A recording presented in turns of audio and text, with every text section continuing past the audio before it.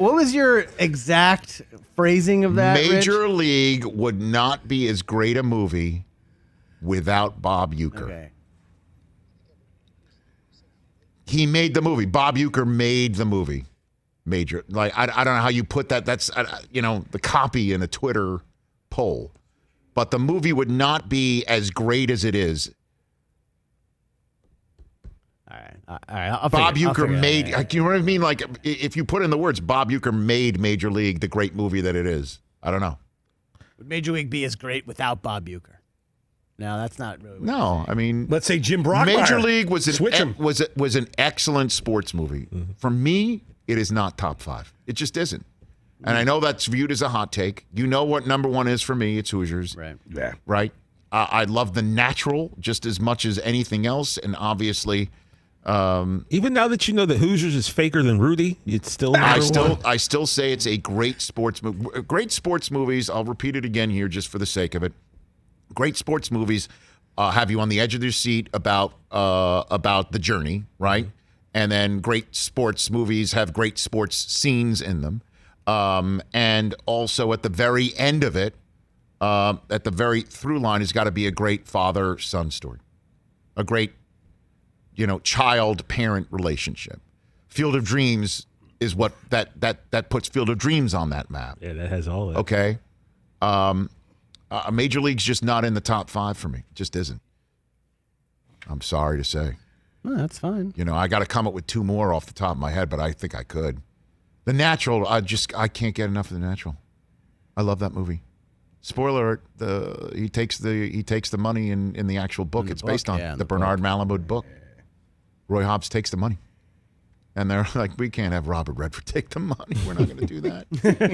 Interestingly enough, unbelievable, Wilford Brimley in that film, 35 years old.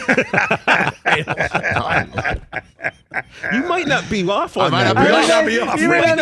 Where is Wilford? I'm going. You looking it up? All right. Speaking of, I'll tap dance while he looks up whether he was younger or older in Cocoon than he Can we was. guess how old he was? Yeah, let's try to guess. I'm going to say Wilford 42. Brimley was... I'm saying Cocoon was before The Natural, so I'm going to say Wilford Brimley was like 54 in The Natural. I'm going to say he's 42 in The 42. Natural. I'm with. Okay, so it came out in 84, so he was born in 34, so he would have been probably 49. Whoa. In The Natural. Still much younger than Tom Cruise right now. Can you believe it? I mean, Wolf. For my movie quotes, I was looking up Wilford Brimley at the end of Absence of Malice, which is a dynamite Paul Newman, Sally Field film about Sally Field reporting on Paul Newman and whether...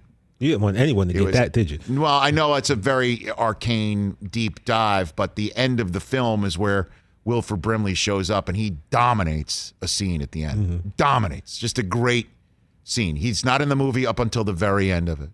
Here you and go. I was going to pull something from that, but I'm like, yeah, I can't just do that. Wilford Brimley in The Natural, 5 years older than Tom Brady right now.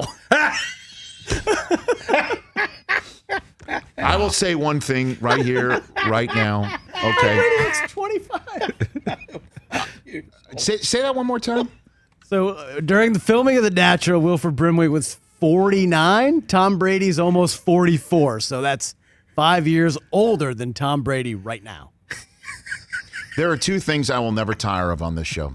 2 things we'll never tire of on this show. One is Wilford Brimley age comparing to fill in the blank, especially Tom Brady. Wilford Brimley was this old in a movie where he looked like he was 90 million years old, but he really was 35, Tom Brady's like age. Like that, right. I cannot get enough of that. Hey, you watched all the way to the end. Thanks for that. Watch more right here.